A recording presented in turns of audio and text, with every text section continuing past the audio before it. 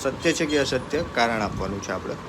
દરેક પ્રાકૃતિક સંખ્યા એ પૂર્ણ સંખ્યા છે, તો સાચી વાત. કેમ?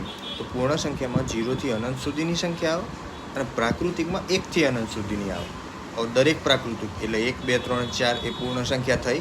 હા, પરંતુ જો આપણને એમ પૂછો કે દરેક પૂર્ણ પ્રાકૃતિક છે, તો નથી. કેમ?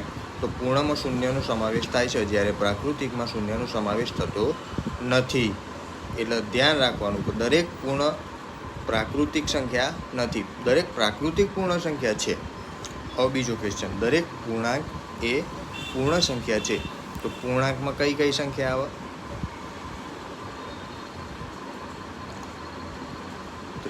બરાબર, એટલે પૂર્ણાંકમાં ધન પૂર્ણાંક આવે, ઋણ આવે અને શૂન્ય પણ આવે. બરાબર, તો દરેક પૂર્ણાંક એ પૂર્ણ સંખ્યા છે, તો વાત ખોટી પડે. કેમ? તો દરેક પૂર્ણ સંખ્યામાં 0 થી અનંત સુધીની સંખ્યા આવે, એમાં ઋણ પૂર્ણાંકો આવતા નથી. હવે પૂર્ણાંક સંખ્યામાં ઋણ પૂર્ણાંક સંખ્યાનો સમાવેશ થાય છે, જ્યારે પૂર્ણ સંખ્યામાં ઋણ પૂર્ણાંક આવતા નથી. એટલા માટે આ વિધાન અસત્ય છે. હવે બીજું, દરેક સમય સંખ્યા એ પૂર્ણ સંખ્યા છે, તો આ વાત બિલકુલ અસત્ય. એનું કારણ આપી દો.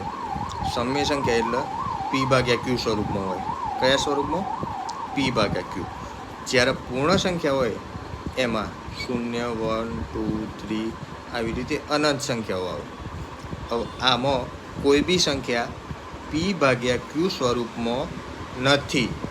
p/q સ્વરૂપમાં પૂર્ણ સંખ્યાઓ ના હોય, એ ખાલી 0, 1, 2, 3 એવી રીતે નેચરલ નંબર હોય. જ્યારે સમય સંખ્યા છે એ p/q સ્વરૂપમાં જ હોય. હવે માની લો કે આપણા જોડે 4.3 છે, તો આ પૂર્ણ સંખ્યા નથી. કેમ? તો આને પૂર્ણ ના કહેવાય, આને અપૂર્ણાંક કહેવાય. જ્યારે સમય સંખ્યા સ્વરૂપે આને 4.3 દર્શાવીએ તો 43/10 લખી શકાય. પોઈન્ટ દૂર થાય એટલે ભાગાકારમાં 10 આવી જાય. એટલે આ p/q સ્વરૂપમાં થઈ જાય. તો દરેક સમય સંખ્યા છે એ પૂર્ણ સંખ્યા ન કહેવાય.